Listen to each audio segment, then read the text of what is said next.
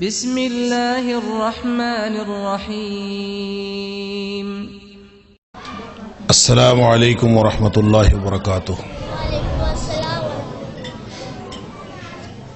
الحمد للہ الحمد للہ وکفا وسلام علی عبادہ الذین اصطفیٰ۔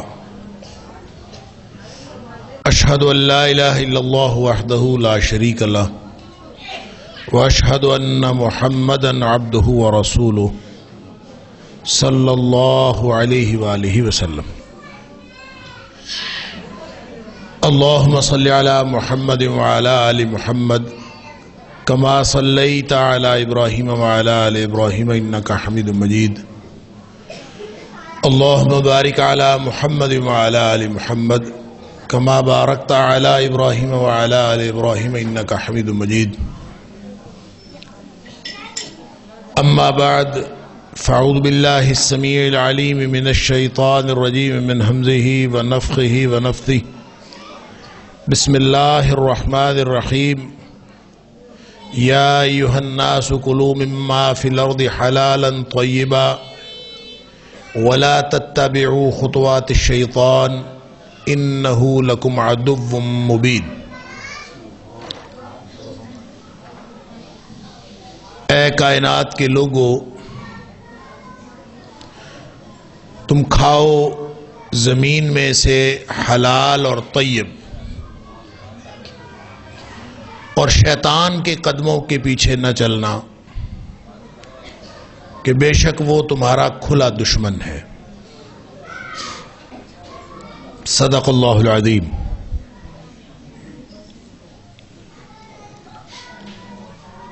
اللہ تعالیٰ نے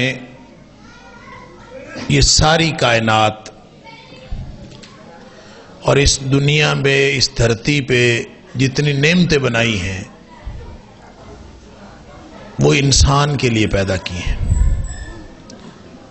هو الذی خلق لکم ما فی الارض جمیعا۔ زمین پر جو کچھ ہے اللہ نے انسانوں کے لیے پیدا کیا، لیکن اس میں ہر چیز اس سے انسان استفادہ کر تو سکتا ہے، لیکن وہ استفادہ ہر ایک کا استعمال کرنے کے لیے نہیں ہے، بعض چیزیں استعمال نہ کرنے کے لیے۔ اللہ نے چونکہ امتحان کے لیے پیدا کیا ہے، لہذا بعض چیزیں استعمال کرنے کا امتحان ہے اور بعض چیزیں استعمال نہ کرنے کا امتحان۔ انسان کی طبیعت کے اندر اللہ تعالیٰ نے ایک اپنی ارج، ایک اپنا داعیہ رکھا ہے۔ انسان فطری طور پر بہت ساری چیزوں کو پسند کرتا ہے، اور بعض چیزوں سے انسان کی جو فطرت سلیمہ ہے وہ ابا کرتی ہے، انکار کرتی ہے۔ لہذا ہر چیز جو طیب ہے وہ حلال ہے، اور ہر وہ چیز جو طیب نہیں ہے، خبیث ہے، وہ حرام ہے۔ اللہ فرماتا ہے کہ زمین کی چیزیں کھاؤ، لیکن صرف وہ کھاؤ جو حلال اور طیب۔ یہ حلال تو وہ ہوتا ہے جس پر اللہ کا حکم آتا ہے، اور کوئی چیز حلال یا حرام اللہ کے حکم سے ہوتی ہے۔ کسی بھی چیز میں اللہ تعالیٰ نے یہ خصوصیت نہیں رکھی کہ وہ اپنی نوعیت کے اعتبار سے حلال یا حرام ہو۔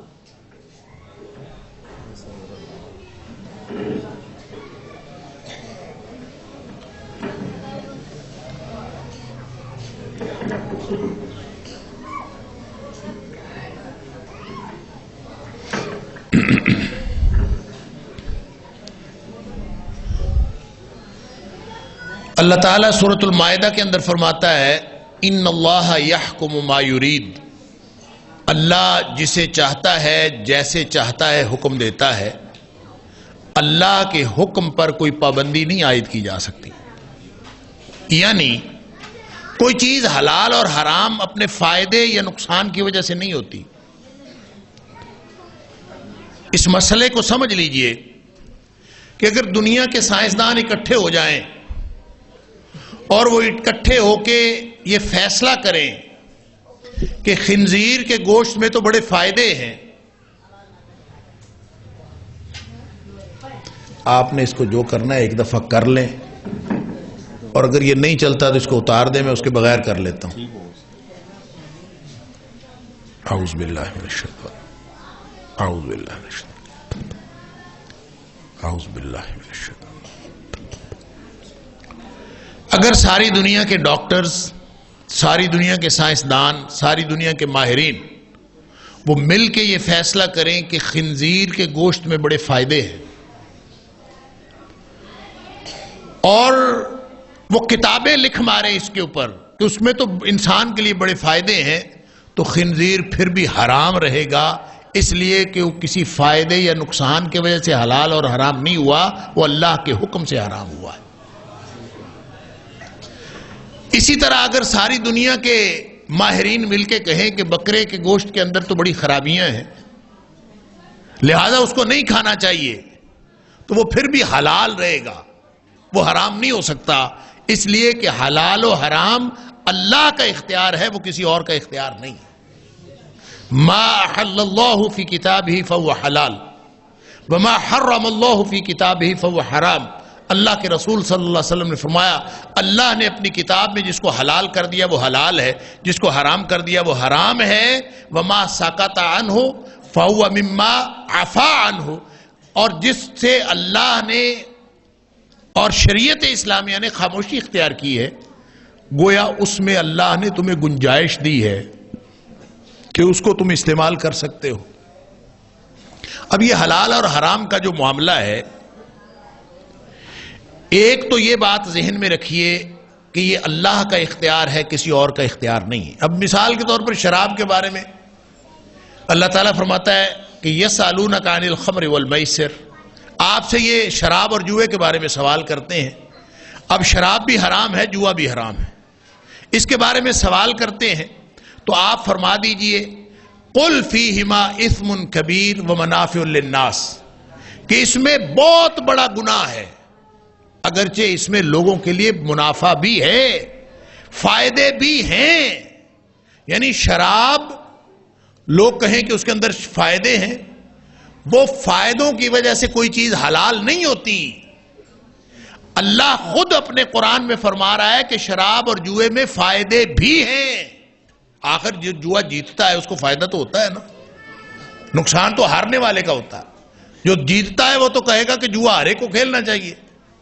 تو جوئے میں فائدے بھی ہیں، شراب میں فائدے بھی ہیں، لیکن وَإِثْمُهُمَا أَكْبَرُ مِن نَفْعِهِمَا، ان کا گناہ ان کے فائدے سے کہیں بڑا ہے. لہذا دنیا میں حلال اور حرام کا فیصلہ نہ کوئی معاشرہ کر سکتا ہے، نہ کوئی سائنسدانوں کی ٹیم کر سکتی ہے، نہ کوئی ڈاکٹروں کی ٹیم کر سکتی ہے. ایک مسئلہ جو عام طور پر آج کل ہمارے ڈاکٹرز کہتے ہیں کہ کزن میرج نہیں ہونی چاہیے. بچے عام طور پہ تھیلاسیمیا اور ہیموفیلیا وغیرہ اس طرح کی بیماریوں میں مبتلا ہو رہے ہیں، اور وہ کہتے ہیں کزن میرج کی وجہ سے ہو رہے ہیں. اور کزن میرج خاص طور پہ 2-3 نسلوں تک چل رہی ہو، ایک ہی خاندان میں شادیاں فرسٹ کزنز کی ہو رہی ہوں، تو کہتے ہیں کہ تھیلاسیمیا یا ہیموفیلیا، جس کو آپ کہہ لیں کہ بلڈ کینسر کی ایک بیماری ہے، کینسر ٹائپ، خون کے سرطان کی، تو وہ کہتے ہیں کہ یہ بیماری، اس کا خطرہ بہت بڑھ جاتا ہے، اس لیے کزن میرج نہیں ہونی چاہیے. تو کیا خیال ہے، کزن میرج کو حرام قرار دے دینا چاہیے؟ ایک ایمان کا معاملہ اس موقع پر سمجھ لیجئے. اگر کزن میرج بلڈ کے سرطان کی واحد وجہ ہوتی اور لازمی وجہ ہوتی کہ کزن میرج کی وجہ سے اولاد لازماً سرطان میں ہوگی یا یہی وجہ ہے اور کوئی وجہ نہیں، اگر یہ وجہ ہوتی تو یہ ہو ہی نہیں سکتا کہ اللہ کے رسول صلی اللہ علیہ وسلم اس شادی کو حرام قرار نہ دیتے. یہ ہو ہی نہیں سکتا. لہذا جب اللہ کی شریعت نے اس کو حلال قرار دیا ہے تو چاہے آپ فرسٹ کزن ہوں، آپ یہ ایمان رکھیں کہ یہ ایک وجہ بیماری کی کبھی ہو بھی سکتی ہے اور کبھی نہیں بھی ہو سکتی۔ اس کی مثال میں ایک ذاتی مثال دیتا ہوں آپ کو۔ ذاتی اعتبار سے ایک ہوتی ہے جگ بیتی، ایک ہوتی ہے ہڈ بیتی۔ میرے جو بڑے بھائی ہیں نا، ان کی شادی میری خالہ کی بیٹی سے ہوئی۔ ویسے تو میری اپنی بھی کزن میرج ہے، میری چچا کی بیٹی سے شادی ہوئی، لیکن وہ جو بڑے بھائی ہیں ان کی شادی ہماری خالہ کی بیٹی سے ہوئی۔ ان کا جو پہلا بیٹا ہوا وہ کچھ عرصے بعد بیمار ہو گیا، اس کو تھیلیسیمیا ہو گیا۔ تھیلیسیمیا ہو گیا تو میں اس کو لے کے جاتا تھا ہسپتالوں میں، کبھی کسی ہسپتال میں کبھی کسی ہسپتال میں۔ ظاہر ہے اس کی خون کی وہ، اس میں تھیلیسیمیا ایک ایسی بیماری ہے جس میں خون بنتا ہے لیکن اس کے جو سیلز ہیں نا وہ ٹوٹ جاتے ہیں، لہذا آہستہ آہستہ بچہ کمزور ہوتا چلا جاتا ہے۔ تو جس ہاسپٹل میں ہم جائیں، ڈاکٹر دیکھے تو دیکھتے ہی کہے کہ کزن میرج ہے، میں کہوں ہاں جی کزن میرج۔ پھر وہ خوب جو ہے نا وہ اپنی میری کلاس لیتا کہ جناب جاہل ہو تم لوگ، تمہیں پتہ نہیں ہے کزن میرج کیوں کی تھی، تمہیں پتہ نہیں ہے کہ یہ خطرناک ہے۔ آج کے دور میں تو علم اتنی ترقی کر گیا تمہیں پھر بھی نہیں پتا، پھر بھی کزن میرج کی۔ خیر میں اب ظاہر سن لیتا تھا۔ تو کئی مہینے ہم اس طرح سے ہسپتالوں میں دھکے کھاتے پھرے، بالآخر وہ بچہ ایکسپائر ہو گیا، فوت ہو گیا اللہ کی رضا سے۔ تو اب ہم اس کا جواب کیا دے سکتے تھے ڈاکٹروں کو؟ تو اس کے بعد اللہ تعالیٰ نے ایک دوسرا بیٹا دیا بھائی کو، دوسرا بیٹا دیا اس کو پھر تھیلیسیمیا، پھر وہی ہاسپٹل، پھر وہی ڈاکٹر اور وہی ڈانٹ ڈپٹ ان کی کہ جاہل ہو تم لوگ، تمہیں پتہ ہی نہیں ہے کیوں کی تھی کزن میرج۔ تم لوگ سن لیتا تھا چپ کر کے، ٹھیک۔ بتانے کی بات یہ ہے کہ وہ بالآخر وہ دوسرا بچہ بھی فوت ہو گیا، اور ہم اگر کوئی کمزور ایمان والے ہوتے تو ہم شاید کوئی اور بات سوچنا شروع کر دیتے۔ اور میں اس وقت بھی سوچتا تھا کہ اگر یہ وجہ ہوتی اس بیماری کی تو کیسے ہو سکتا ہے کہ نبی کریم صلی اللہ علیہ وسلم اس شادی کو، اس رشتے کو جائز قرار دیا ہوتا؟ یہ ممکن نہیں ہے۔ تو اللہ تعالیٰ نے پھر اس کا جواب مجھے یوں دیا کہ اسی بھائی کے گھر اللہ نے اس کے بعد 5 بچے دیے اور 5 تندرست، اور اب ان 5 میں سے 4 کی شادیاں ہو گئی ہیں، 4 کی اولاد ہے آگے، اور ان کی بھی کزن میرجز ہوئی ہیں، یعنی ان کی بھی آگے فرسٹ کزن کے ساتھ شادیاں ہوئی ہیں۔ تو کہنے کی بات یہ ہے کہ جب اللہ نے حلال قرار دیا ہے تو وہ حلال ہے، کسی فائدے یا نقصان کی وجہ سے ساری دنیا کے ڈاکٹر کہیں کہ یہ بیماری پیر پڑتی ہے، یہ رشتہ حرام ہو جانا چاہیے، تو وہ رشتہ حرام نہیں ہو سکتا۔ کیوں؟ ان اللہ یحکم ما یرید، یہ حق اللہ کا ہے کہ وہ کسی چیز کو حلال کرے، کسی چیز کو حرام کرے، کہ کسی رشتے کو حلال کرے، کسی رشتے کو حرام کرے۔ ہم نہیں کر سکتے، یہ اللہ کا کام ہے۔ حتیٰ کہ نبی بھی اپنی مرضی سے نہیں کر سکتا جب تک نبی کو اتھارٹی نہ دی گئی ہو۔ نبی کو اللہ نے قرآن میں اتھارٹی دی۔ سورہ اعراف کی آیت نمبر 157 میں اللہ نے نبی اکرم صلی اللہ علیہ وسلم کو اتھارٹی دی، وَيُحِلُّ لَهُمُ الطَّيِّبَاتِ وَيُحَرِّمُ عَلَيْهِمُ الْخَبَائِثَ۔ اللہ کے رسول صلی اللہ علیہ وسلم جس چیز کو حلال قرار دے دے وہ طیب ہے، وہ حلال ہے، اور جس کو نبی اکرم صلی اللہ علیہ وسلم حرام قرار دے دے وہ خبیث ہے اور وہ حرام ہو جاتی ہے۔ اس لیے نبی اکرم صلی اللہ علیہ وسلم کو بھی پوری اتھارٹی ہے کہ اللہ کے رسول صلی اللہ علیہ وسلم جس کو حلال اور حرام قرار دے دے وہ بھی حلال اور حرام ہو جاتی، کیونکہ اختیار اللہ کا ہے، اور اللہ نے یہ اختیار اپنے نبی کریم صلی اللہ علیہ وسلم کو بھی دیا۔ لہذا جس چیز کو اللہ قرآن میں حرام یا حلال قرار دے، اب یہ حرام یا حلال والی بات یہ بھی سمجھ لیجئے، شاید یہ دوبارہ موقع نہ ملے اور آپ کو کبھی یہ بات سننے کو نہ ملے کہ حلال اور حرام کے بارے میں اصول 2 ہیں، ایک نہیں ہے۔ عبادات کے لیے اصول اور ہے، معاملات و اشیاء کے لیے اصول اور ہے۔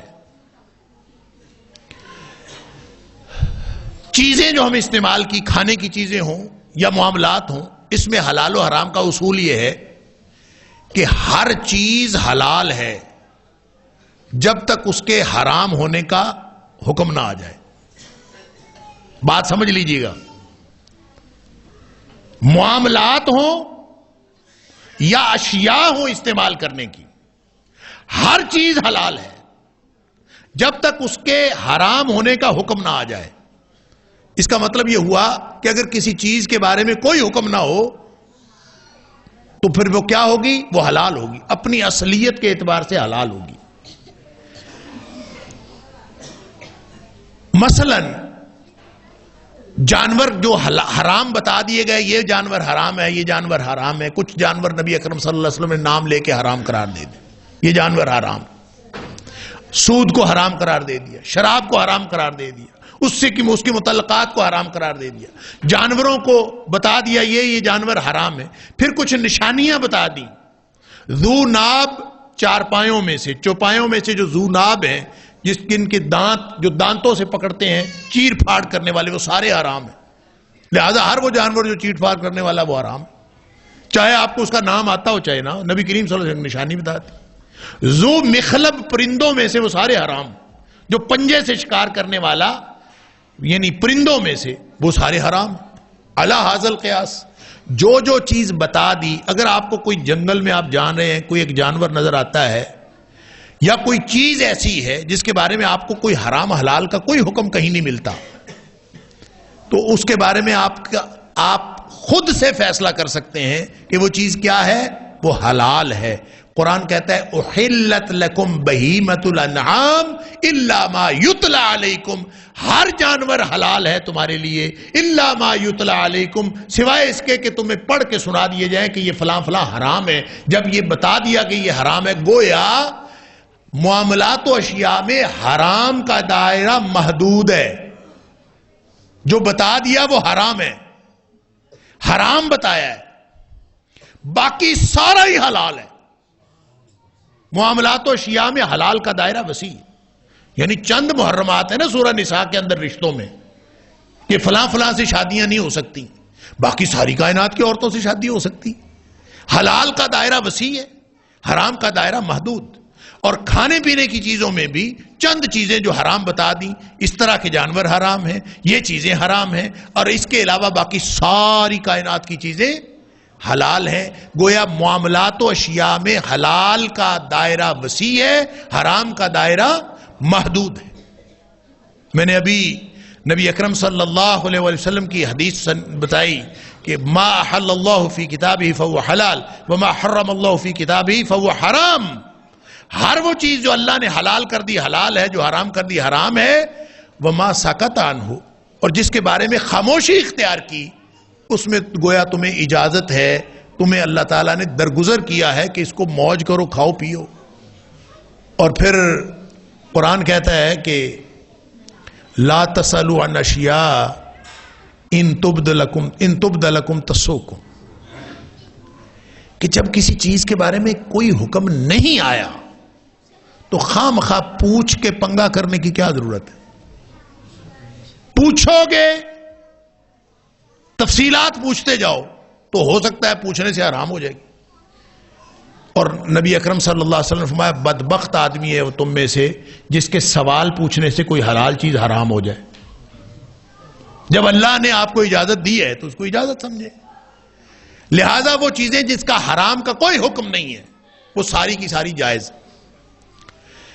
لیکن جو عبادات ہیں نا، اس میں جو ہم ثواب سمجھ کے کام کرتے ہیں، اس کا سارا ہی معاملہ اس سے الٹ ہے. اس سے حلال و حرام کا معاملہ الٹ ہے. کیا؟ اس میں ہر چیز حرام ہے جب تک اس کے کرنے کا حکم نہ آئے. معاملات و اشیاء میں ہر چیز حلال ہے جب تک منع کا حکم نہ آئے، اور عبادات میں ہر چیز حرام ہے جب تک کرنے کا حکم نہ آئے. لہذا کوئی شخص کہے کہ میں سجدے 3 کر لوں گا نماز میں 1 رکعت میں، ٹھیک ہے، اور آپ کہیں کہ نہیں بھئی آپ نہیں کر سکتے، وہ کہے گا منع کہاں آیا ہے؟ تو منع اپنی اصل کے اعتبار سے منع ہے. جو چیز اللہ کے رسول صلی اللہ علیہ وسلم نے دے دی، وما آتاکم الرسول فخذوہ وما نہاکم عنہ فانتہوا، جو اللہ کے رسول صلی اللہ علیہ وسلم دے دیا وہ لے لو، جس سے منع کیا اس سے رک جاؤ. اور من احدث فی امرنا ھذا ما لیس منہ فہو رد، جو اس میں نئی پیدا کرے گا وہ ریجیکٹڈ ہوگی، وہ رد کر دی جائے گی. اور من عمل عملا لیس علیہ امرنا، جس نے ایک بھی عمل ایسا کیا جو اللہ کے رسول صلی اللہ علیہ وسلم کے دیے ہوئے دین میں نہیں تھا، نیا کیا، فہو رد، وہ ریجیکٹڈ ہے، حرام ہے، اللہ کے ہاں قبول نہیں ہوگا. لہٰذا ہر وہ چیز جو عبادات سے تعلق رکھتی ہے وہ اس وقت تک حرام ہے جب تک اس کے کرنے کا حکم نہ مل جائے. اس لیے آپ یہ نہیں کہہ سکتے کہ منع کہاں آیا ہے. یہ کہتے ہیں نا کوئی ثواب کا کام بدعتیں رواج دیتے ہیں اور کوئی کہے کہ یہ کیوں کرتے ہو، کہتے ہیں منع کہاں آیا. اب پتہ لگ گیا منع کہاں آیا. منع اپنی اصل کے اعتبار سے ہے. اگر تو کوئی آدمی ثواب سمجھ کے کرتا ہے تو وہ اس کے لیے دلیل دکھانی پڑے گی، اور اگر ضرورت کے تحت کوئی چیز استعمال کرتا ہے تو اس کے لیے دلیل یہ ہے کہ اگر منع نہیں آیا تو وہ جائز ہے. یعنی اس کا اصول ہی اور ہے. میں نے یہ ویسٹ کوٹ پہنی ہے، میں اگر کہوں کہ یہ پہننا ثواب ہے تو مجھے دلیل دکھانی پڑے گی. اور میں اگر کہوں کہ یہ میں نے اپنی ضرورت کے لیے پہننی ہے تو پھر یہ اپنی اصل کے اعتبار سے جائز ہے، اپنی اصل کے اعتبار سے حلال ہے. الا ھذا القیاس.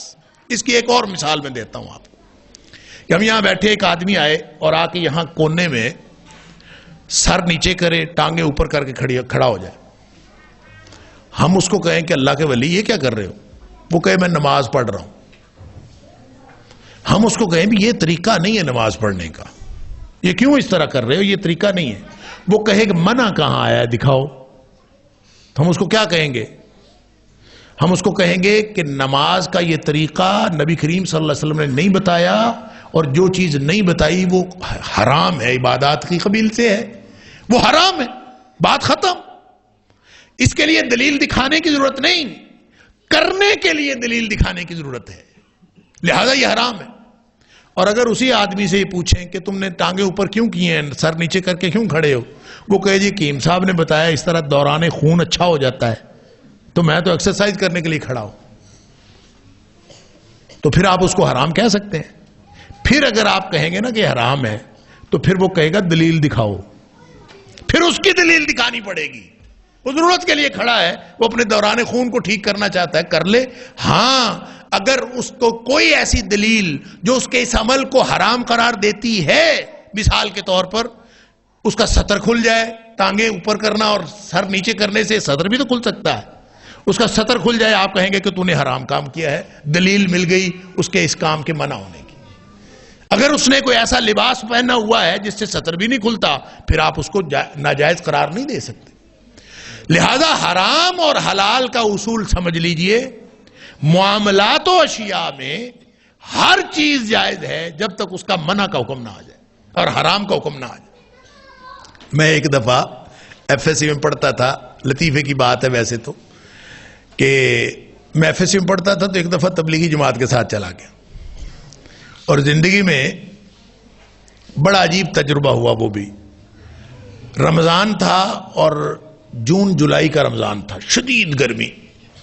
تو 3 دن کے لیے میں سے روزے کے لیے گیا. گاؤں میں تبلیغی جماعت آئی تو مجھے ساتھ لے گئے، چلا گیا. چھٹیاں تھیں، پتہ نہیں کیا تھا، مجھے یاد نہیں ہے. تو راستے میں جب ہم جا رہے تھے، زور سے ذرا پہلے کا وقت تھا، تو راستے میں وین خراب ہو گئی. وین خراب ہو گئی تو اب وہ بار بار اس نے ٹھیک کرنے کی کوشش کی، وہ نہیں ٹھیک ہوئی، تو انہوں نے کہا جی اب پیدل جانا پڑے گا. میں شدید دھوپ، روزے رکھے ہوئے، اور پیدل چل پڑے. اور ان کی ایک ترتیب ہوتی ہے تبلیغی جماعت والوں کی کہ وہ 2 برابر برابر چلتے ہیں اور امیر صاحب سب سے آخر پہ چلتے ہیں. تو 2 کر کے ہم چل پڑے. میں تب ہم کرکٹ کھیلتے تھے تو میں نے اپنے بیگ میں ہیٹ رکھا ہوا تھا کرکٹ والا. تو میں دھوپ تھی بڑی شدید، تو میں نے وہ ہیٹ نکالا اور اپنے سر پہ لے لیا دھوپ سے بچنے کے لیے. میں نے وہ سر پہ لے لیا تو امیر صاحب جو پیچھے آ رہے تھے انہوں نے وہاں سے دیکھا کہ اس نے ہیٹ لے لیا ہے، تو وہ وہاں سے تشریف لائے چلتے چلتے میرے پاس آ کے میرے پاس کان میں کہتے ہیں حماد بھائی یہ تو حرام ہے.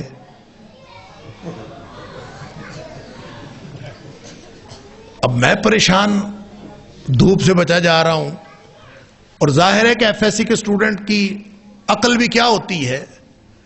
مجھے غصہ بڑا آیا امیر صاحب پہ کہ یہ کیوں مجھے کہہ رہے حرام. خیر میں نے کوئی نہیں اتارا, میں چپ کر کے چلتا گیا ویسے ہی. تھوڑی دیر بعد پھر آ گئے, حماد بھائی یہ تو حرام ہے. کیا کریں بھی اب. میں نے پھر ان کو کوئی جواب نہیں دیا, نہ میں نے اتارا ہیٹ نہ میں ان کو کوئی جواب دیا.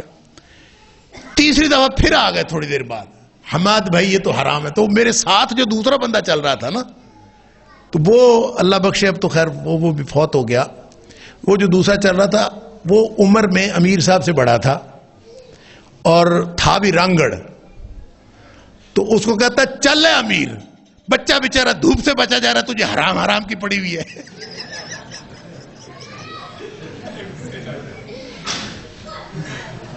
تو بات یہ ہے کہ ہیٹ پہننا حرام ہے, آپ کو دلیل دکھانی پڑے گی. کوئی چیز پہننی حرام ہے, آپ کو اس کے لیے دلیل دکھانی پڑے گی. اور اگر آپ عبادات کے قبیل سے کوئی کام کر رہے ہیں ثواب سمجھ کے, تو اس کو کرنے کی دلیل دکھانی پڑے گی. اس کے منع کی دلیل کی ضرورت نہیں ہے. کوئی آدمی یہ نہیں کہہ سکتا کہ منع کی دلیل دکھائے, وہ اپنی اصل میں منع ہے. جس طرح کسی رکعت میں 3 سجدے جو ہیں وہ آپ نہیں کر سکتے. ایک ظہر کی نماز میں آپ کہیں اچھا کام ہے, رکعتیں میں 5 پڑھ لیا کروں گا آج سے. مغرب کی ہم 3 کی بجائے 4 رکعتیں پڑھ لیے, کام تو اچھا ہی ہے, تو ہم آج کے بعد جو ہے وہ 4 رکعتیں پڑھ لیا کریں گے. کر سکتے ہیں؟ نہیں کر سکتے. کوئی آدمی 4 پڑھے اور پھر کہے کہ بتاؤ منع کہاں آیا ہے, یہ اصول ہی غلط ہے. عبادات کے قبیل سے جو کام ہوگا وہ اپنی اصل کے اعتبار سے منع اور حرام. لیکن اشیاء و معاملات میں یہ اللہ کا کرم ہے کہ حلال کا دائرہ وسیع ہے, حرام کا دائرہ محدود ہے. لیکن اندازہ کریں یہ بدبخت انسان, اس کی کتنی بڑی بدبختی ہے کہ حلال کا دائرہ اتنا وسیع ہونے کے باوجود یہ پھر آ کے گھستا ہے حرام میں جو محدود ہے. اب اندازہ کریں یہ اس قدر آج کے دور میں یہ بدبختی کا دورہ ہے, اللہ معاف کرے. آپ یہ ٹی وی کے ڈرامے دیکھیں, جو حرام رشتے ہیں, جو محرم رشتے ہیں, ان کے افیئرز دکھائے جا رہے ہیں. سارے ان کے جنسی تعلقات, ان کے باہمی تعلقات کے اوپر سارے ڈرامے جا رہے ہیں. یعنی ایسی کوئی حرام خوری ہے. قرآن کہتا ہے حلالا طیبا, حلال اور طیب کھاؤ. ولا تتبعوا خطوات الشیطان, شیطان کے قدموں کے پیچھے نہ چلنا. انہ لکم عدو مبین, وہ تمہارا کھلا دشمن ہے. اور شیطان نے ایسے چکر میں ڈالا ہے کہ وہ وسیع دائرہ حلال کا چھوڑ کر انسان پھنستا ہے تو آ کے اس محدود دائرہ حرام میں پھنستا. وہ چاہے تعلقات کا ہے, چاہے وہ کھانے پینے کا ہے. جب ہم رزق کی بات کرتے ہیں, رزق حلال, تو رزق میں صرف کھانا پینا نہیں ہوتا. رزق میں اللہ کی عطا کی ہوئی ہر نعمت ہوتی. مما رزقناکم, ہم نے جو رزق دیا ہے تمہیں, تو جو اللہ نے جو دیا ہے, کون سی نعمت ہے جو اللہ نے نہیں دی؟ کون سی صلاحیت ہے انسان کی جو اللہ نے نہیں دی؟ جو کچھ اللہ نے عطا فرمایا وہ سارا ہی رزق ہے. لہذا ایک بات تو یہ سمجھ لیجئے کہ یہ حلال اور حرام کا یہ فیصلہ, یہ اتھارٹی, یہ اختیار اللہ کا ہے, یہ مخلوق میں سے کسی کا اختیار نہیں. اور نبی اکرم صلی اللہ علیہ وسلم کو اس لیے اختیار ہے کہ اللہ نے قرآن میں نبی کریم صلی اللہ علیہ وسلم کو اتھارٹی دی ہے, اختیار دیا ہے. لہذا اب نبی اکرم صلی اللہ علیہ وسلم جس کو حرام کہیں, جس کو حلال کہیں, وہ بھی ویسے ہی حرام اور حلال ہے جیسے قرآن کا حرام اور حلال ہے. مثال کے طور پر یہ جو سورہ بقرہ کی آیت نمبر 173 کے اندر اور سورہ مائدہ کی آیت نمبر 3 کے اندر اور اسی طرح سورہ نحل کی آیت نمبر 115 کے اندر جو اللہ تعالیٰ نے چند حرام چیزیں ذکر کی, حرمت علیکم المیتۃ والدم, مثال کے طور پر کہ اللہ نے ہر قسم کا مردار اور ہر قسم کا خون حرام کیا ہے. ہر قسم کا مردار اور ہر قسم کا خون حرام, یہ قرآن نے تو یہ کہہ دیا. اور 3 دفعہ یہ آیت ریپیٹ ہوئی ہے تھوڑے سے الفاظ کے فرق سے, سورہ بقرہ میں بھی, سورہ مائدہ میں بھی اور سورۃ النحل میں. لیکن نبی اکرم صلی اللہ علیہ وسلم نے فرمایا یعنی ہر قسم کا مردار حرام, ہر قسم کا خون حرام. نبی اکرم صلی اللہ علیہ وسلم کا فرمان ہے احلت لکم میتتان و دمان، دو مردار اور دو خون تمہارے لیے حلال ہے۔ قرآن کہتا ہے المیتہ الدم، ہر قسم کا خون حرام، ہر قسم کا مردار حرام۔ نبی اکرم صلی اللہ علیہ وسلم فرماتے ہیں احلت لکم میتتان و دمان، دو خون اور دو مردار تمہارے لیے حلال۔ ان میں سے آپ نے دونوں کی تفصیل بتائی۔ آپ نے فرمایا مردار جو حلال ہے الحوت والجراد، ایک مچھلی جو مردار بھی ہو جائے تو حلال ہے، اور دوسرا جراد مکڑی، یہ جو ٹڈی دل جس کو کہتے ہیں، یہ جو پتے کھانے والی مکڑی جو ہزاروں کی تعداد میں آتی ہے، اس دفعہ بھی سنا تھل کے اندر بہت آئی تھی اور بہت اس نے اور مختلف علاقوں میں آئی۔ تو یہ دو جو ہیں یہ آپ اس کو ویسے ہی پکڑ لیں جراد کو، اور پکڑ کے وہ مر جائے گی اور اس کو کہتے ہیں کچنار کی طرح پکا لیتے ہیں اور اس کو کھائیں آپ موج سے، وہ بھی حلال ہے۔ اور وہ بھی قرآن نے کہا ہر قسم کا مردار اور ہر قسم کا خون حرام ہے۔ نبی اکرم صلی اللہ علیہ وسلم فرمایا دو خون اور دو مردار حلال ہیں۔ دو خون کون سے؟ فرمایا الکبد والطحال، ایک جگر اور ایک تلی، کلیجی کہہ لیں آپ، تو یہ کلیجی بھی خون ہوتا ہے، جگر بھی خون ہوتا ہے، اور اس کو آپ اگر یا تلی اس کو کہہ لیں تو وہ بھی دو آرگن ہیں جو خون جمے ہوئے خون سے بنتے ہیں، لیکن ان کو نبی اکرم صلی اللہ علیہ وسلم نے حلال قرار دے دیا۔ اب وہ بھی حلال ہو گئے، وہ بھی حلال ہو گئے۔ تو جو لوگ کہتے ہیں نا ہم قرآن کو مانتے ہیں حدیث کو نہیں مانتے، ان سے بندہ کہے کہ بندے کے پتروں کم از کم مچھی تو نہ کھایا کرو۔ جو مچھلی کھاتا ہے نا اور پھر کہتا ہے کہ میں قرآن کو مانتا ہوں حدیث کو نہیں مانتا، اس کو کہ پہلے مچھلی کھانا تو چھوڑ دا۔ اگر مچھلی کھانا نہیں چھوڑتا تو قرآن سے ثابت کر کے مچھلی حلال ہے، اس کو یا ذبح کر کے کھایا کرو۔ قرآن نے تو کہا الا ما ذکیتم، سوائے اس کے کہ تم نے ذبح کر لیا ہو۔ تو اگر ذبح کر کے کھانا، اگر قرآن کو صرف مانتے ہو حدیث کو نہیں مانتے، تو پھر مچھلی نہیں کم از کم بندہ کھا سکتا، مچھلی تو حلال ہی نبی اکرم صلی اللہ علیہ وسلم نے کی ہے۔ تو یہ نبی اکرم صلی اللہ علیہ وسلم کی، گویا وہ لوگ جو کہتے ہیں قرآن کو ہم مانتے ہیں حدیث کو نہیں مانتے، ویسے تو ٹیکنیکلی یہ بات غلط ہے، ان کو عقل کے اندھوں کو یہ پتہ ہی نہیں ہے کہ قرآن نکلا کہاں سے ہے، قرآن آیا کہاں سے ہے۔ وہ ذرا تھوڑی دیر کے لیے یہی سوچ لیں کہ قرآن کہاں سے آیا۔ جو کہتا ہے میں قرآن کو مانتا ہوں حدیث کو نہیں مانتا، اس سے بندہ پوچھے قرآن تمہیں ملے؟ قرآن کہاں نازل ہوا ہے؟ مکہ میں اور مدینہ میں قرآن نازل نہیں ہوا۔ قرآن نبی کریم صلی اللہ علیہ وسلم کے دل پر نازل ہوا ہے، آپ کے قلب اطہر پر نازل ہوا ہے۔ نزل بہ الروح الامین علی قلبک لتکون من المنذرین۔ اے اللہ کے رسول صلی اللہ علیہ وسلم، امین امانت دار فرشتہ لے کے آیا ہے اس کو، اور اس نے نازل کیا ہے آپ کے قلب اطہر پر۔ اور جو چیز دل میں ہو وہ دوسروں کو کیسے پتہ چلتی ہے؟ دل پر قرآن نازل ہوا، دوسروں کو پتہ کیسے چلی؟ دل میں بات ہو تو ہی پتہ چلتا ہے نا، بندہ بولے تو یا کچھ کرے تو، کچھ کہے گا تو پتہ چلے گا دل میں کیا ہے۔ تو جو نبی کریم صلی اللہ علیہ وسلم بول لیں تو وہ قرآن ہوتا ہے کہ حدیث ہوتی ہے؟ نبی کریم صلی اللہ علیہ وسلم اگر بول لیں ما صدر عن النبی من قول او فعل او تقریر، نبی کریم صلی اللہ علیہ وسلم کوئی بات فرمائیں تو حدیث ہوتی ہے، آپ کر کے دکھائیں تو حدیث ہوتی ہے، آپ کسی سامنے ہونے والے کام کو برقرار رکھیں تو وہ حدیث ہوتی ہے۔ تو جب آپ بولیں گے تو وہ تو حدیث ہوگی، آپ بول کے بتائیں گے کہ یہ قرآن ہے تو قرآن تو حدیث سے ثابت ہوا ہے۔ تو جو کہتا ہے میں قرآن کو نہیں مانتا، میں حدیث کو نہیں مانتا، قرآن کو مانتا ہوں، اس سے پوچھیں قرآن تو خود حدیث سے ثابت ہوا ہے۔ نبی کریم صلی اللہ علیہ وسلم کی زبان اقدس سے نکلا، آپ نے بتایا کہ یہ قرآن ہے تو قرآن بنا۔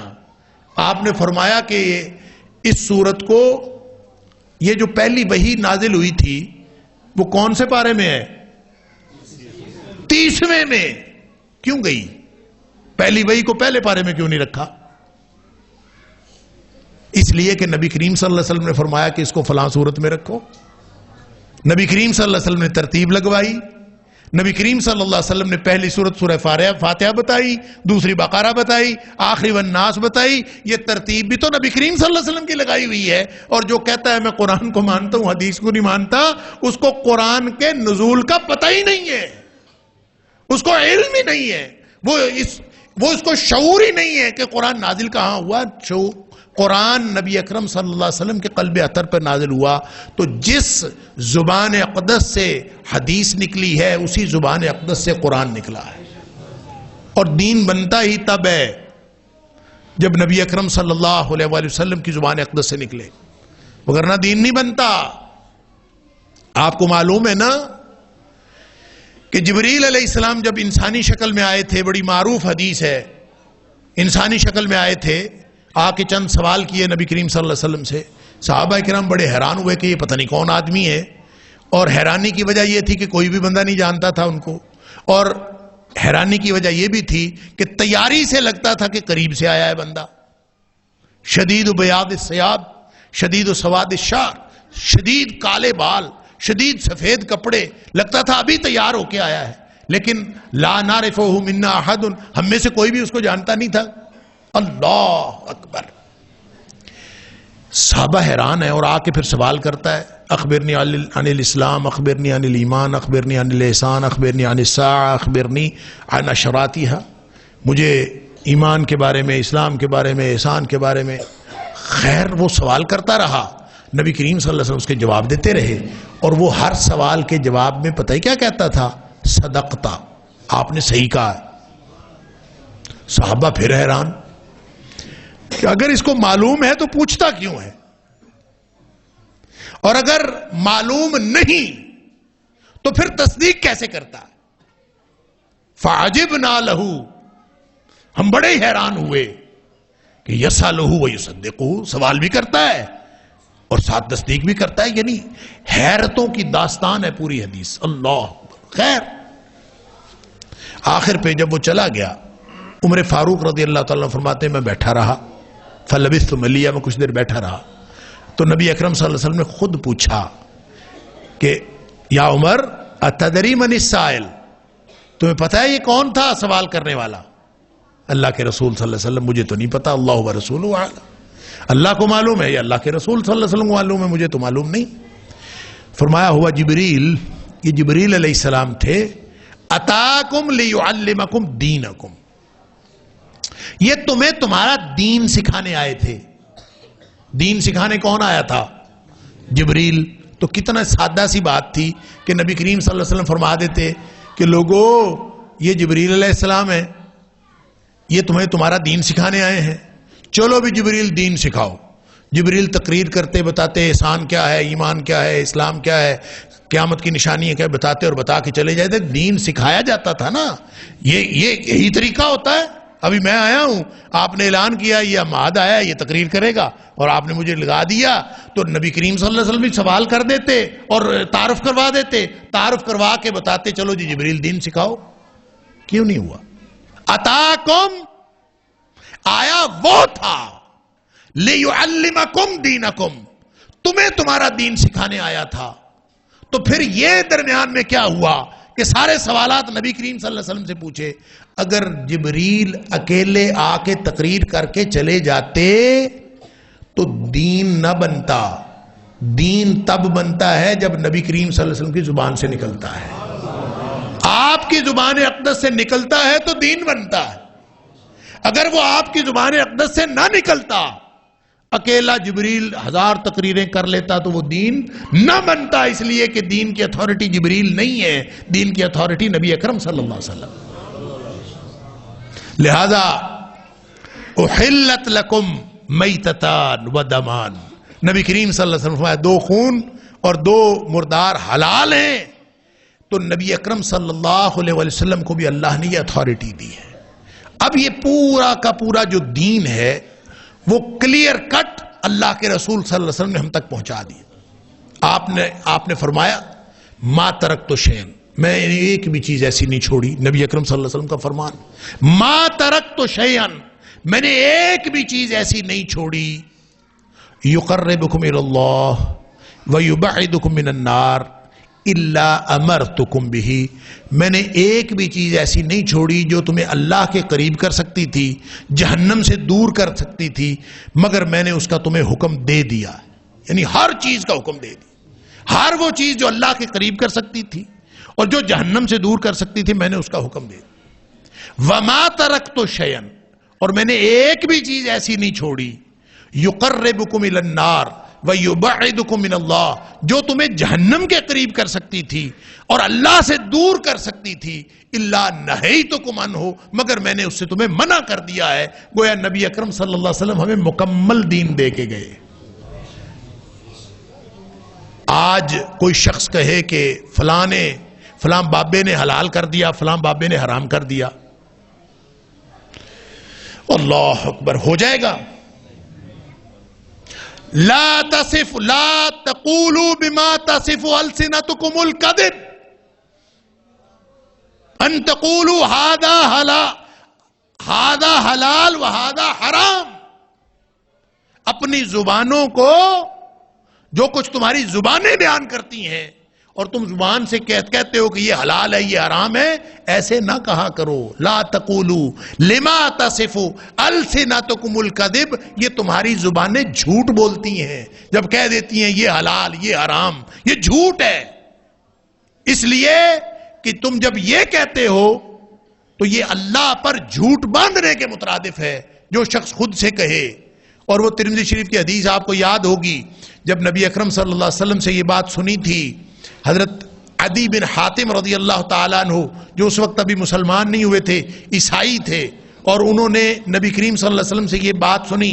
आप कुरान की आयत तिलावत कर रहे थे, इत्तखज़ू अहबारहुम व रुहबानहुम अरबाबम मिन दूनिल्लाह, कि इन अहले किताब ने, ईसाइयों और यहूदियों ने बड़ा काम खराब किया कि इन्होंने अल्लाह को छोड़कर अपने मौलवियों को और दरवेशों को रब बना लिया। तो वो अदी बिन हातिम ईसाई थे, उन्होंने आके कहा हमने तो रब नहीं बनाया, आप कैसे कह रहे हैं कि रब बना लिया? हमने तो रब नहीं बनाया, या ईसाइयों और यहूदियों ने तो रब नहीं बनाया। तो नबी करीम सल्लल्लाहु अलैहि वसल्लम ने उसकी जो वजाहत फरमाई थी, जो तिरमिज़ी शरीफ के अंदर मौजूद है, वो यही थी। आपने फरमाया था रब बनाना पता है क्या है? उन्होंने किया क्या और आपने क्या किया है? हुआ ये है कि इन्नहुम हर्रमू अलैहिमुल हलाल व अहल्लू लहुमुल हराम। हुआ ये है कि तुम्हारे मौलवियों और दरवेशों ने हलाल और हराम के फतवे खुद साख्ता दिए हैं, खुद से हलाल को हराम बनाया है, हराम को हलाल बनाया है। इन्नहुम हर्रमू अलैहिमुल हलाल, अल्लाह के हलाल करदा को हराम किया है, व अहल्लू लहुमुल हराम, और जो अल्लाह ने हराम किया था उसको हलाल ठहराया है। और लोगों ने क्या किया है? फत्तबऊहुम, लोगों ने अपने मौलवियों और दरवेशों की पैरवी की है, इन्होंने उनके फतवों को मान लिया है।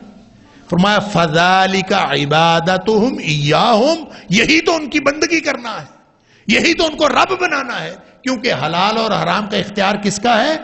अल्लाह का। अल्लाह अकबर। लिहाजा वो जो हलाल का दायरा है खाने पीने के एतबार से भी और ताल्लुकात के एतबार से भी, अगर इंसान उसमें रहेगा तो ना सिर्फ ये कि वो जायज़ है बल्कि वो ऐन सवाब है। अगर आदमी हलाल के दायरे में महदूद रहेगा तो अल्लाह ताला उसको 7 अजर भी अता फरमाता है। इसलिए नबी अकरम सल्लल्लाहु अलैहि वसल्लम ने फरमाया फलां चीज़ में भी सदका है, फलां चीज़ में भी सदका है, फलां चीज़ में भी नेकी है, फलां चीज़ में भी नेकी है। करते करते करते करते नबी अकरम सल्लल्लाहु अलैहि वसल्लम ने फरमाया हत्ता के मियाँ बीवी के ताल्लुकात में भी सवाब मिलता है। साहबा हैरान हो गए, अल्लाह के रसूल सल्लल्लाहु अलैहि वसल्लम, एक आदमी अपनी ख्वाहिश पूरी करता है उसको अजर मिलता है? आपने फरमाया हाँ, अगर वो हराम कारी करे तो उसको गुनाह नहीं मिलेगा? वो तो मिलेगा। तो फरमाया फिर हलाल कारी करने से सवाब क्यों नहीं मिलेगा? लिहाजा वो जो हलाल का दायरा है उसके अंदर अगर कोई शख्स उस हलाल को इसलिए इस्तेमाल कर रहा है कि अल्लाह का हुक्म है और मैंने हराम से बचना है, और सिर्फ हलाल तक अपने आप को महदूद रखता है, तो ना सिर्फ ये कि उसको वो चीजें इस्तेमाल करने का, वो खाने पीने का सिर्फ इजाजत है, बल्कि उसका अजर भी मिलेगा। یہ حلال کی بات. لہذا فرمایا وابتغوا من فضل اللہ، اللہ کا فضل تلاش کرو، نماز پڑھو، نکلو باہر جاؤ، اللہ کا فضل تلاش کرو. لیس علیکم جناح ان تبتغوا من فضل ربکم، تم اگر اللہ کے فضل میں سے کچھ تلاش کرتے رہو، رزق کماؤ، کس نے منع کیا؟ کوئی گناہ نہیں. لہذا کوئی اگر معاشی جدوجہد کرتا ہے، کوئی کاروبار کرتا ہے، حلال طریقہ اختیار کرتا ہے، لیکن ساتھ یہ بتا دیا کہ رزق اتنا ہی ہے جتنا اللہ نے دینا ہے. اللہ اکبر. ان النفس لن تموت حتی تستکمل رزقہا، کہ کوئی جان اس وقت تک مرے گی نہیں جب تک اپنا رزق مکمل نہ کر لے. جو اللہ نے لکھا ہے وہی ملنا ہے، لیکن معاشی جدوجہد اس کی اجازت ہے اگر کوئی کرنا چاہتا ہے. لہذا جب وہ حلال کی جدوجہد کرے گا، حلال کی جدوجہد کرے گا تو وہ اجر پائے گا اللہ سے، اور جب وہ حرام کی جدوجہد پائے گا تو پھر وہ اللہ سے، اس کو اللہ کی طرف سے وہ نافرمان لکھا جائے گا اور اس کو گناہ ہوگا اور وہ عذاب کا مستحق ہوگا. تو اس کا مطلب یہ ہے کہ رزق کی تقسیم تو اللہ کی ہے، ہم اپنی کوشش سے صرف حلال اور حرام کا فیصلہ کرتے ہیں بس. ملتا اور کچھ نہیں ہے، ملتا وہی ہے جو اللہ نے دینا ہے. وہ اگر ہم حرام کا راستہ اختیار نہ کریں تو اللہ حلال سے دے دے گا. یہ ہمارے ایمان کی بات ہے. وہ مورخین نے لکھا ہے، ایک مثال ہے، پتہ نہیں واقعہ عملاً ہوا کہ نہیں ہوا، ایک حکایتاً بیان کرتے ہیں کہ ایک آدمی تھا اور اس نے اللہ اکبر کسی بچے کو اپنے گھوڑے کی لگام پکڑائی کہ تم یہ پکڑ لو، میں نے نماز پڑھنی ہے، میں نماز پڑھ کے آتا ہوں اور پھر میں لے جاؤں گا تم سے اپنا گھوڑا. بچے نے لگام پکڑ لی، وہ اندر چلا گیا. نماز پڑھ کے جب واپس آیا تو گھوڑا وہاں پہ پھر رہا تھا لیکن وہ بچہ نہیں تھا. تو اس نے دیکھا جا کے گھوڑے کو، تو گھوڑے کی لگام بھی نہیں تھی. بچے نے گھوڑے کی لگام پکڑی اور وہ چوری کر کے کہیں لے گیا، اور بچہ بھی نہیں تھا، لگام بھی نہیں تھی، گھوڑا تھا. اب خیر وہ پریشان ہوا، مسافر تھا، اس نے آگے جانا تھا. اس نے کہا میں قریبی دکان سے کوئی خرید لیتا ہوں جا کے. وہ کسی قریبی دکان پہ گیا، اس سے لگام خریدنے کے لیے اس نے کہا مجھے لگام دے دیں. اس نے کہا جی 5 روپے کی، جتنی بھی اس نے بتائی. تو جب لینے لگا اس نے کہا ایک میرے پاس پرانی بھی ہے اور وہ میں آپ کو 2 روپے میں دے دوں گا اگر وہ لینی ہے. تو اس نے کہا دکھاؤ. اس نے دکھائی تو اسی کے گھوڑے کی لگام تھی. تو بڑا حیران ہوا، کہتا تم نے کہاں سے لی؟ اس نے کہا ابھی ایک بچہ فروخت کر کے گیا 1 روپے میں، مجھے کوئی بچہ فروخت کر کے گیا 1 روپے. اللہ اکبر. اس نے وہ خرید تو لی، تو بڑا حیران ہوا. اس نے کہا میں نے سوچا تھا کہ میں نے بچے کو لگام پکڑائی ہے تو میں جب نماز پڑھ کے آؤں گا تو میں بچے کو انعام کے طور پر 1 روپیہ دوں گا، میں نے سوچا ہوا تھا. بچے نے 1 روپیہ لگام بیچ کے لے لیا. اب ملنا تو 1 روپیہ ہی تھا. حلال اور حرام کا فیصلہ آدمی خود کرتا ہے. دینا اللہ نے وہی ہے، مما رزقناہم ينفقون، جو ہم رزق دیتے ہیں اسی میں سے خرچ کرتے ہیں. اب یہ تو اللہ تعالیٰ کا نظام ہے کہ اللہ نے رزق کا جو معاملہ ہے یہ فضیلت کا معاملہ نہیں ہے، بلکہ رزق کا معاملہ تو امتحان کا معاملہ ہے. کسی کو وہ دے کے آزماتا ہے، کسی سے وہ چھین کے آزماتا ہے. لہذا کسی کو نہ دیا ہوا ہو تو وہ پریشان نہ ہو کہ مجھے کیوں نہیں ملا، وہ خوش ہو کہ میرا امتحان چھوٹا ہے. جس کو تھوڑا ملا ہے اس کا امتحان چھوٹا ہے، جس کو زیادہ ملا ہے اس کا امتحان بڑا ہے. بات تو صرف اتنی ہے، اللہ تعالیٰ اگر ضروریات پوری کر رہا ہے تو بس بہت شکر کرنے کا مقام ہے. خیر، اب انسان جو حلال اور حرام کا فیصلہ کرتا ہے تو اسی سے یہ گناہگار ہوتا ہے، اور اسی سے اس کی ساری بندگی، ساری عبادت ضائع ہو جاتی ہے جب یہ حرام کمانا شروع کر دیتا ہے اور حرام کی طرف چلا جاتا ہے. ایک بات جس کی طرف میں آپ کی توجہ چاہتا ہوں وہ یہ کہ حلال اور طیب 2 مختلف چیزیں. حلال اور حرام تو ہوتا ہے اللہ کے حکم سے یا نبی کریم صلی اللہ علیہ وسلم. طیب ایک چیز ہے کہ طیب کے مقابلے میں ہوتا ہے خبیث. آپ اگر لغت میں دیکھیں تو طیب کا معنی ہوتا ہے وہ چیز جو فطرت سلیمہ کو مرغوب ہے. انسان کی فطرت جس کو چاہتی ہے وہ طیب ہے، اور جو فطرت سلیمہ جس سے انکار کرتی ہے وہ خبیث ہے. اور ہر خبیث چیز حرام نہیں ہوتی. غور فرمائیے گا میرے فکرے پر. ہر خبیث چیز حرام نہیں ہوتی اور ہر حلال چیز طیب نہیں ہوتی. ہر خبیث چیز حرام نہیں ہوتی اور ہر حلال چیز طیب نہیں ہوتی. لیکن جس کو اللہ نے حلال قرار دیا ہے اور جس کو اللہ کے رسول صلی اللہ علیہ وسلم نے حلال قرار دیا ہے, انہوں نے طیبات کو حلال قرار دیا ہے, خبائث کو حلال قرار نہیں دیا. اس کا مطلب پتہ ہے کیا ہے؟ اس کا مطلب یہ ہے کہ کوئی چیز اپنی نوعیت میں حلال بھی ہو, اگر وہ خبیث ہو گئی ہے نا تو آپ اس کو نہ کھائیں. اس کو وہ اگرچہ حکماً حرام نہیں ہے. مثلا فروٹ ہے تازہ اور یہ طیب, رزق حلال ہے, رزق طیب ہے, لیکن اگر امرود میں کیڑے پڑے ہوئے ہوں, گلا سڑا کیڑا ہو, گلا سڑا کیلا ہو, گلا سڑا فروٹ ہو, تو یہ گلا سڑا فروٹ جو ہے اب وہ حرام تو نہیں ہے حکماً, لیکن اب وہ طیب نہیں رہا, اب وہ خبیث ہو گیا. فطرت سلیمہ اس سے انکار کرتی ہے. لہذا جب فطرت سلیمہ اس سے انکار کرتی ہے تو اس کو نہ کھانے کا حکم ہے. آپ اس کو کھائیں گے وہ آپ کی طبیعت کے اوپر برے اثرات ڈالے گا. لیکن وہ ساری چیزیں جو چیزیں حکماً حرام ہیں, اگر اس کا ایک حصہ بھی آپ کے اندر چلا گیا, پورا حرام تو دور کی بات, ایک لقمہ حرام کا, نبی اکرم صلی اللہ علیہ وسلم فرماتے ہیں ایک لقمہ حرام کا اگر کسی کے اندر چلا گیا تو اس کی 40 دن کی عبادت قبول نہیں ہوتی. ایک لقمہ حرام کا چلا, اس قدر سینسٹیو معاملہ ہے, ساری زندگی کا معاملہ ہے. اور جس نے ایک لقمہ کیا رج رج روٹیاں کھا دیا, رج رج ساری زندگی کھایا, اس کے کیا حالات ہوں گے.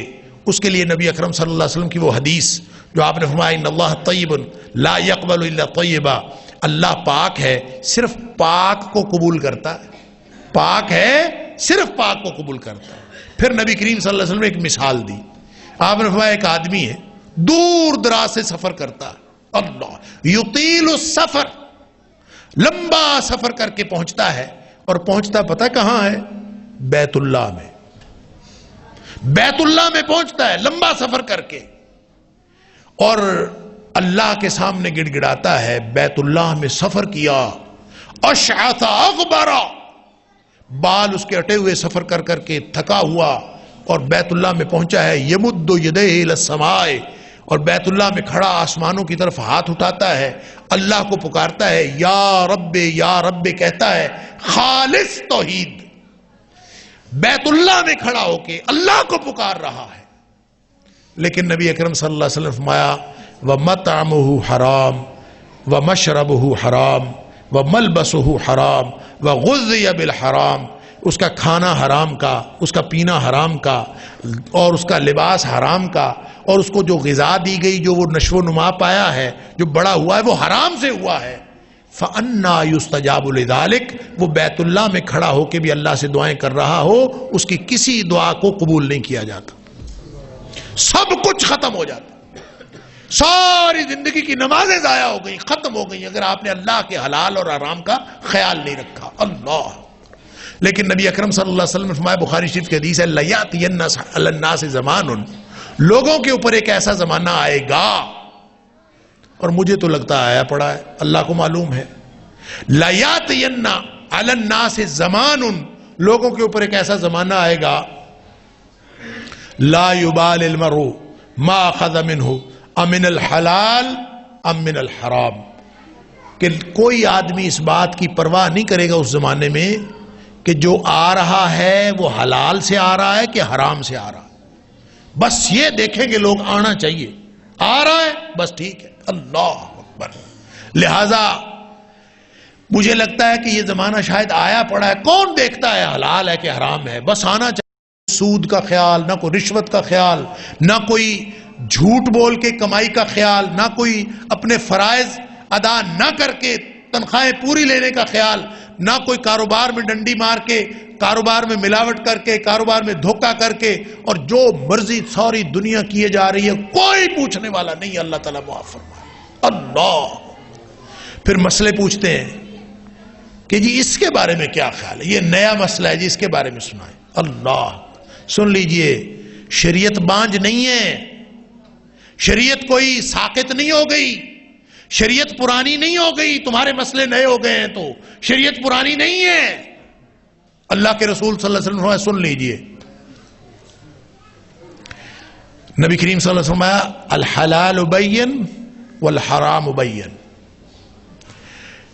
حلال واضح ہے، سب کچھ بتا دیا یہ حلال ہے، حرام بھی واضح ہے، حرام چیزیں وہ بھی بتا دی، حلال چیزیں بتا دی۔ اب حلال کا بھی ہر ایک کو پتہ چل جاتا ہے، حرام کا بھی ہر ایک کو پتہ چل جاتا ہے۔ وَبَيْنَهُمَا مُشْتَبِهَاتٌ، درمیان میں کچھ چیزیں ایسی ہیں جس کا ہم ایک دوسرے سے سوالات پوچھتے ہیں کہ پتہ نہیں یہ حلال ہے کہ پتہ نہیں حرام ہے، مشتبہ چیزیں جو شک میں ڈالتی ہیں کہ پتہ نہیں یہ حلال ہے کہ پتہ نہیں حرام ہے۔ نئے نئے طریقے، نئے نئے بینک پروڈکٹس، نئے نئے فلاں، یہ جی حلال ہے کہ حرام ہے۔ سن لیجئے نبی کریم صلی اللہ علیہ وآلہ وسلم نے کتنا واضح فرمان ارشاد فرمایا، فرمایا حلال بھی واضح، حرام بھی واضح، لیکن بینہما مشتبہات، درمیان میں مشتبہ چیزیں۔ اب تین چیزیں ہو گئی نا، حلال، ایک خانہ حلال کا، ایک خانہ حرام کا، درمیان میں جو خانہ ہے یہ کس کا؟ مشتبہ چیزوں کا۔ اب نبی کریم صلی اللہ علیہ وسلم کا حکم سنیے، خانے پھر تین نہیں بچتے، خانے دو بچ جاتے ہیں۔ یہ پہلے تین لگ رہے ہیں کہ تین ہیں، آپ نے فرمایا بینہما مشتبہات، درمیان میں مشتبہ چیزیں ہیں۔ اب فتویٰ پوچھنے والوں، فتویٰ نبی کریم صلی اللہ علیہ وسلم سے پوچھو۔ آپ نے فرمایا من وقع فی الشبہات فقد وقع فی الحرام، جو ان شبہ والی چیزوں میں بھی پڑا نا وہ ایسے ہی ہے جیسے حرام میں پڑ گیا۔ تو خانے کتنے ہو گئے؟ دو ہی ہیں، مشتبہ بھی ادھر ہی گیا نا۔ صرف جو واضح حلال ہے ہم صرف وہ استعمال کر سکتے ہیں، وہ کھا سکتے ہیں۔ جس میں مشتبہ ہے فرمایا فمن اتقى الشبہات، جو شبہات سے بھی بچ گیا نا، اس سے بھی بچے کہ میں نے شبہ والی چیزوں میں نہیں جانا، جو اس سے بچ گیا فرمایا فقد استبرأ لدینہ وعرضہ، اس نے اپنا دین بھی بچا لیا، اس نے اپنی عزت بھی بچا لی، جو مشتبہ چیزوں سے بھی بچ گیا۔ اور جس نے، اور ویسے نبی کریم صلی اللہ علیہ وسلم کا ایک عمومی اصول بھی ہے، آپ نے فرمایا دع ما یریبک الی ما لا یریبک، ہر وہ چیز جو شک میں مبتلا کرے وہ چھوڑ دیا کرو، اور جو چیز شک میں مبتلا نہیں کرتی صرف وہ لیا کرو۔ لہٰذا وہ حلال جس کے بارے میں کنفرم ہو کہ یہ حلال ہے ہم صرف وہ کھا سکتے ہیں، باقی اور کوئی چیز نہیں کھا سکتے۔ جہاں شک پڑ جائے تو شک کے بعد بھی جو کھا رہا ہے نا دراصل وہ حرام کھا رہا ہے۔ انا للہ و انا الیہ راجعون۔ لہذا خاطر جمع رکھیے، عبادات قبول نہیں ہوتی، پرسنٹیج جتنی بھی ہو، تھوڑی ہو زیادہ ہو۔ لوگ پتہ کیا کہتے ہیں؟ ذرا سا ہے، ذرا سا۔ نبی کریم صلی اللہ علیہ وسلم فرمایا، آپ نے ایک مثال دی، آپ نے فرمایا مثال کے طور پر، یہ حدیث ہے، آپ نے فرمایا مثال کے طور پر ایک آدمی نے 10 درہم کا کپڑا خریدا، اس 10 درہم میں 9 درہم حلال کے ہیں، 1 درہم حرام کا ہے، اور وہ کپڑا خریدا اور کپڑا خرید کے اس نے وہ پہن لیا۔ فرمایا جب تک وہ کپڑا اس کے جسم پہ ہے اس کی کوئی عبادت قبول نہیں ہوتی۔ پھر لوگ کہتے ہیں اچھا سود ہے، اس درجے کا تو نہیں ہے۔ کس درجے کا؟ نبی کریم صلی اللہ علیہ وسلم فرمایا الربا 70 شعبۃ، یہ جو سود ہے نا اس کے 70 درجے ہیں۔ کتنے؟ 70 درجے ہیں۔ آپ کہتے ہیں کہ اس درجے کا تو نہیں ہے، تو پھر کس درجے کا ہے؟ نبی اکرم صلی اللہ علیہ وسلم ایسرھا، اس کا جو سب سے چھوٹا درجہ ہے، سود کسی بھی درجے کا ہو، آپ اگر سب سے چھوٹے درجے کا سود کھا رہے ہیں نا اس کا گناہ اتنا ہے ينكح الرجل امہ، جیسے کوئی شخص اپنی ماں کے ساتھ بدکاری کرتا ہے، اتنا بڑا گناہ ہے سب سے ادنا درجے کا سود کھانے کا۔ درہم و ربا، نبی کریم صلی اللہ علیہ وسلم 1 درہم سود کھانا، وَهُوَ يَعْلَمُ، اور آدمی کو پتہ بھی ہو کہ یہ سود ہے، یہ حرام ہے، یہ سود ہے۔ 1 درہم کوئی شخص اگر سود کھاتا ہے اور اس کو معلوم ہے کہ یہ سود ہے، نہیں معلوم تو پھر تو شاید اللہ تعالیٰ معاف کر دے گا، لیکن جس کو معلوم ہے کہ یہ سود ہے پھر بھی وہ کھاتا ہے. آپ نے فرمایا درہم و ربا, ایک درہم جس نے سود کا کھایا وہ یعلم, اور اس کو جو جانتا ہے کہ یہ سود ہے, یاکل الرجل, اور وہ آدمی کھا جاتا ہے. تو نبی اکرم صلی اللہ علیہ وسلم فرمایا وہ زیادہ بڑا گناہ ہے من 60 و 30 60 و 30 زنیہ, 36 دفعہ بدکاری کرنے سے بڑا گناہ ہے. 36 دفعہ بدکاری کرنے سے بڑا گناہ. تو بھائی کوئی درجہ ہے جہاں بندہ کہے کہ چلیں یہ درجہ ہے, خیر ہے اس کی, اتنے درجے کی تو خیر ہے؟ کوئی درجہ نہیں ہے. صرف جو حلال ہے ہم اس کو استعمال کر سکتے ہیں اور حلال ہی کھا سکتے ہیں. جہاں شک بھی پڑ جائے وہ حرام ہی, اللہ تعالیٰ معاف فرمائے. اور پھر یہ جو لعلکم تتقون لعلکم تتقون, ہم مسجد میں متقی ہوتے ہیں, باہر دکاندار جب دکان پہ جا کہتے ہیں یہ بزنس ہے وہ عبادت ہے. دکان پہ جا کے ڈنڈی بھی مارنی ہے, جھوٹ بھی بولنا ہے, بددیانتی. ایک تو ویسے یاد رکھیں دو باتیں ایسی ہیں, ایک بددیانتی اور ایک جھوٹ, جو کسی مومن میں نہیں ہو سکتی. نبی اکرم صلی اللہ علیہ وسلم نے فرمایا یتبع المؤمن علی کل خلق, مومن کے اندر ہر اخلاقی خرابی ہو سکتی ہے. جیسے دوسری حدیث میں فرمایا ایکون المؤمن جبانا ایکون المؤمن بخیلا, کسی نے پوچھا تھا اللہ کے رسول صلی اللہ علیہ وسلم مومن بزدل ہو سکتا ہے؟ آپ نے فرمایا ہو سکتا ہے. مومن کنجوس ہو سکتا ہے؟ آپ نے فرمایا ہو سکتا ہے. تو کہتا ہے ایکون المؤمن کذابا, کیا مومن جھوٹا ہو سکتا ہے؟ فرمایا لا, مومن جھوٹا نہیں ہو سکتا. لیکن یہاں نبی کریم صلی اللہ علیہ وسلم فرماتے ہیں یتبع المؤمن علی کل خلق, مومن کے اندر ہر خرابی ہو سکتی ہے اخلاق کی, الا الخیانہ والکذب, دو خرابیاں مومن میں کبھی نہیں ہو سکتی, ایک یہ بددیانت نہیں ہو سکتا اور دوسرا یہ جھوٹا نہیں ہو سکتا. جھوٹ اور بددیانتی. تو ہمارے ہاں ہم ایک دوسرے کو پتہ کیا کہتے ہیں, آج کل کاروبار جھوٹ کے بغیر نہیں ہوتا. آج کل کاروبار بددیانتی کے بغیر نہیں ہوتا. تو جو نہیں ہوتا تو پھر اس کا مطلب ہے سارے جہنمی تو کما رہے ہیں اور کیا کر رہے ہیں.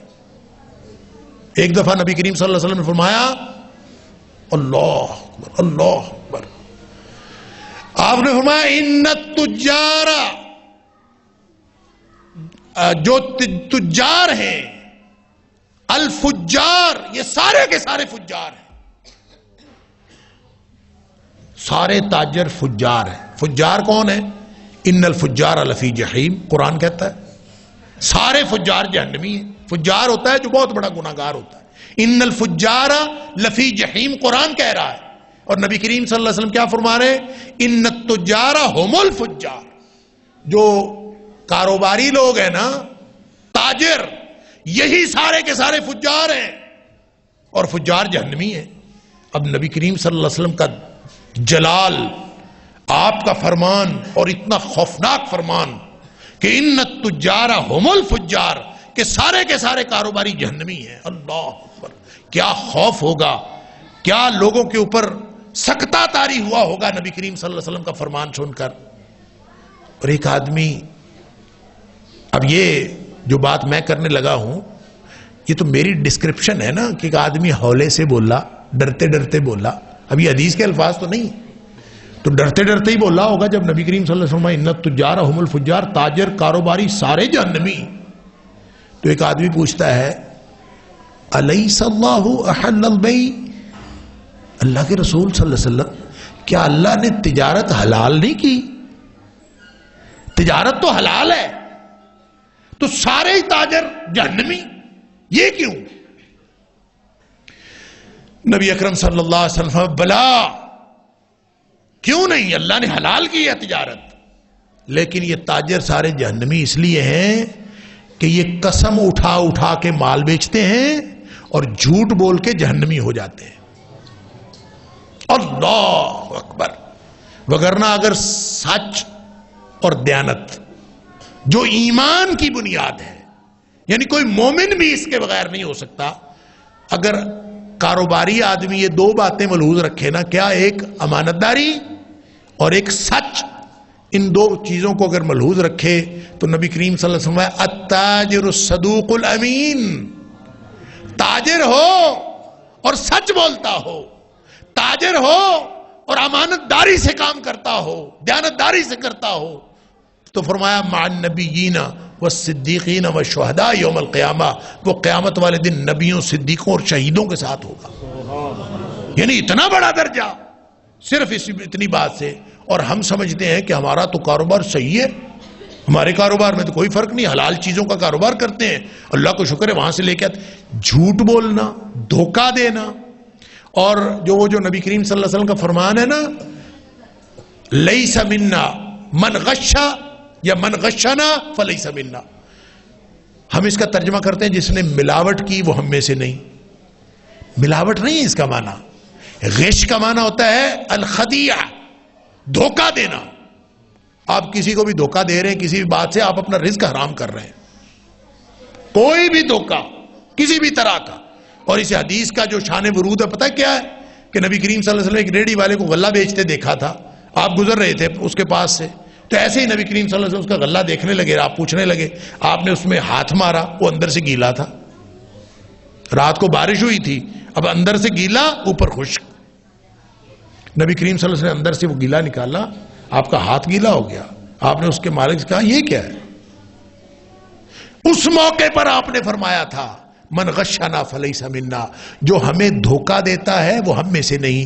ملاوٹ بھی دھوکہ ہوتا ہے، اس لیے ملاوٹ ایک چیز ہے، آپ کسی بھی طرح کا دھوکہ دیں کسی کو، اللہ اکبر، تو مومن کبھی دھوکے باز ہو سکتا ہے؟ یہ جو چلاکیاں ہیں، یہ جو میں آپ ہم سب چلاکیاں کرتے ہیں، کاروبار، وہ کہتا ہے جی کاروبار میں تو بندے کو بڑا چلاک ہونا چاہیے۔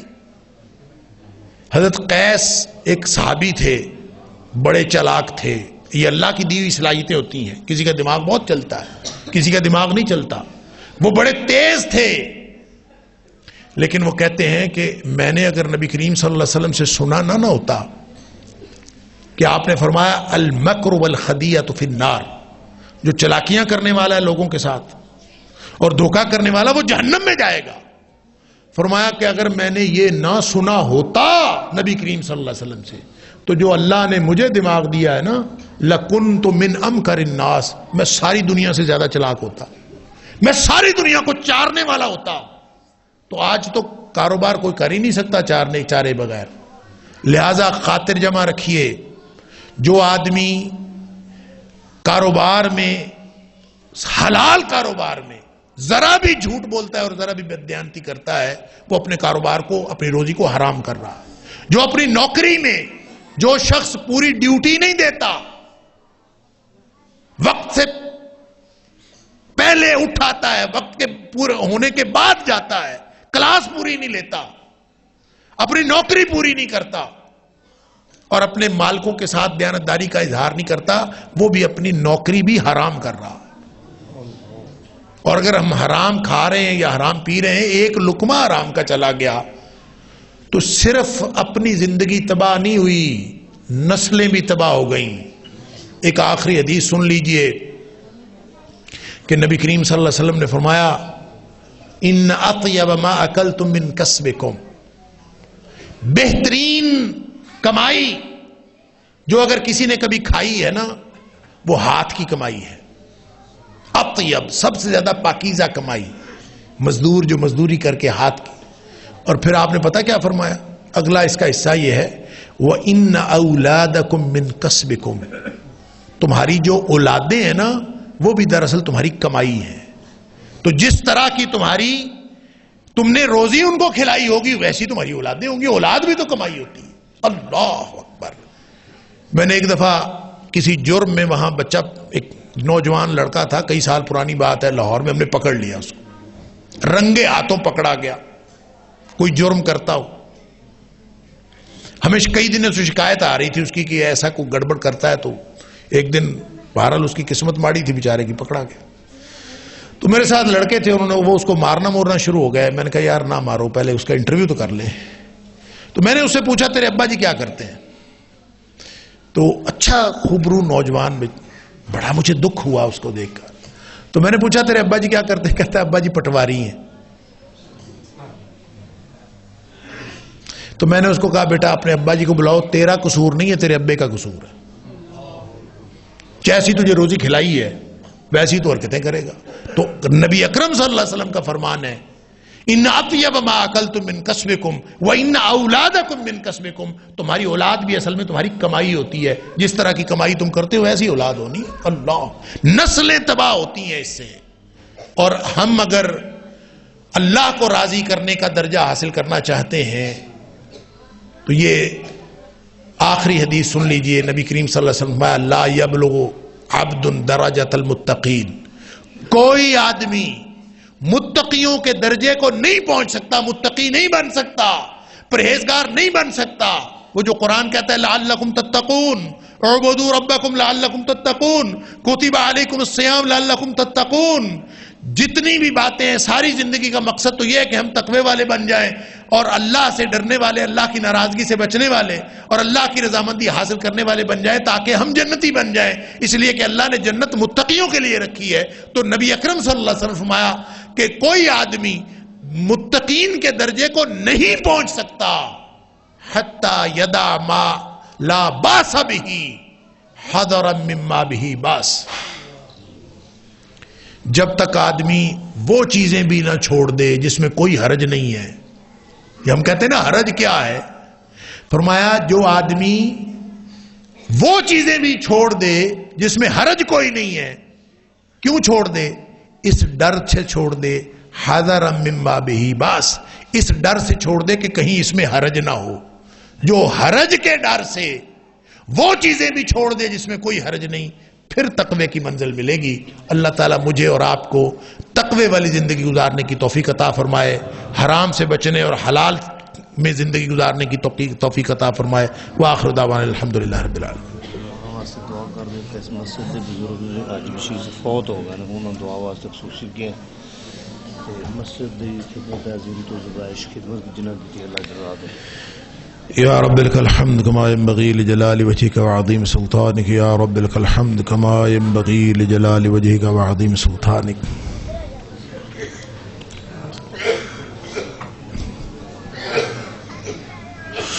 یا رب لک الحمد کما ينبغي لجلال وجهك وعظیم سلطانك۔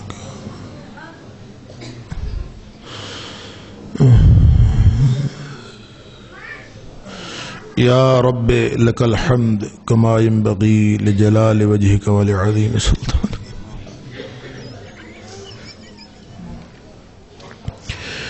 اللهم صل على محمد وعلى آل محمد كما صليت على إبراهيم وعلى آل إبراهيم إنك حميد مجيد۔ اللهم بارك على محمد وعلى آل محمد كما باركت على إبراهيم وعلى آل إبراهيم إنك حميد مجيد۔ ربنا آتنا في الدنيا حسنة وفي الآخرة حسنة وقنا عذاب النار۔ اللهم أحسن عاقبتنا في الأمور كلها وأجرنا من خزي الدنيا وعذاب الآخرة۔ اللهم أجرنا من خزي الدنيا وعذاب الآخرة۔ اللهم أجرنا من خزي الدنيا وعذاب الآخرة۔ اللهم رحمتك نرجو فلا تكلنا إلى أنفسنا طرفة عين، وأصلح لنا شأننا كله لا إله إلا أنت ولا إله غيرك۔ اللهم أصلح لنا ديننا الذي هو عصمة أمرنا، وأصلح لنا دنيانا التي فيها معاشنا، وأصلح لنا آخرتنا التي فيها معادنا، واجعل الحياة زيادة لنا في كل خير، واجعل الموت راحة لنا من كل شر۔ اللهم اقسم لنا من خشيتك ما تحول به بيننا وبين معاصيك، ومن طاعتك ما تبلغنا به جنتك، ومن اليقين ما تهون به علينا مصائب الدنيا، ومتعنا بأسماعنا وبصارنا وقواتنا ما أحييتنا، واجعله الوارث منا۔ اللهم اجعل ثأرنا على من ظلمنا، وانصرنا على من عادانا۔ اللهم لا تجعل مصيبتنا في ديننا، ولا تجعل الدنيا أكبر همنا، ولا مبلغ علمنا، ولا غاية رغبتنا۔